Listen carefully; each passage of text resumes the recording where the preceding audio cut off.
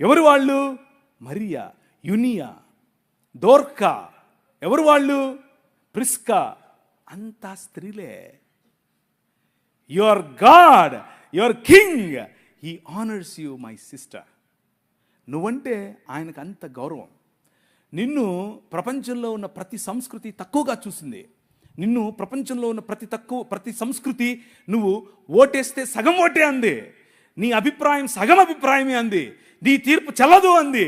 కానీ ఈ ప్రపంచాన్నే రూపాంతరము చెందించేటటువంటి సువార్త అనే తీర్పు, నేను లేచాను, నేను మరణాన్ని జయించాను అనేటటువంటి ఈ సువార్త స్త్రీకి చెప్పి పంపించాడు. That is your king. అర్థమవుతుందా? ఆయన ఈ లోక మర్యాదను తిరగరాస్తాడు. That is your king. కూర్చున్న మీరు ఒకవేళ మీ ఇంట్లో ఉన్నటువంటి సమస్య, మీ ఇంట్లో ఉన్నటువంటి ఇబ్బంది, మీ ఇంట్లో ఉన్నటువంటి నీ భర్త పట్ల, నీ కుటుంబం పట్ల, నీ బంధుమిత్రుల పట్ల నీకు ఇబ్బందిగా ఉంటే, act like a daughter of your king. నీ నాయన కూతురుగా నువ్వు ప్రవర్తించు. Look at your.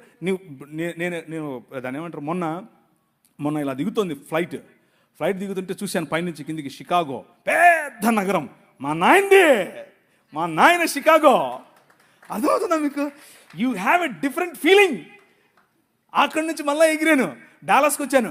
డాలస్ చూసి మా నాయన డాలస్ ఇది. అర్థమవుతుందా మీకు? బండి తోలుకుంటూ వస్తూ ఉంటే రాజమండ్రి, మా నాయన రాజమండ్రిది. You have a different feeling. నేను పాపిని, నేను పరలోకం పోవాలి. ఏంటిది? మతంలో పడి ఉంటే అలాగే ఉంటావు. కానీ నీ రాజు ప్రతినిధి నువ్వు నడుస్తూ ఉంటే నీకు ఎలా ఉండాలి తెలుసా? ఇది మా నాయనది, ఈ కాలేజ్ మా నాయనది, ఈ ఊరు మా నాయనది, ఈ దేశం మా నాయనది. ఆ ఫీలింగే వేరు. సుప్రీంకోర్టు మెట్లెక్కితే, నేను సుప్రీంకోర్టులో ఒక బిల్ వేసాను, ఒక రిట్ పిటిషన్ వేసాను. అంటే భారతదేశం మొత్తంలో కూడా యాంటీ కన్వర్షన్ బిల్లు పెట్టాలి అని ఒకడు పెట్టాడులే, విద్యార్థి అని.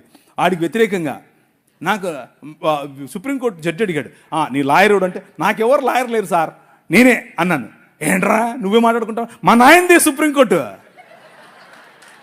అర్థమైందా మీకు? మా నాయనది. My king still lives. నా రాజు ఇంకా బతికే ఉన్నాడు. ఎవడికి భయపడింది నేను? ఆ కాన్ఫిడెన్స్ వేరు, ఆ లైఫ్ స్టైల్ వేరు. నువ్వు నడుస్తూ ఉంటే కుక్క నడుస్తుంది, సింహం నడుస్తుంది, తేడా తెలుస్తుంది కదా. You are the king. ఎందుకంటే మీ నాయన కింగ్. అర్థమైందా?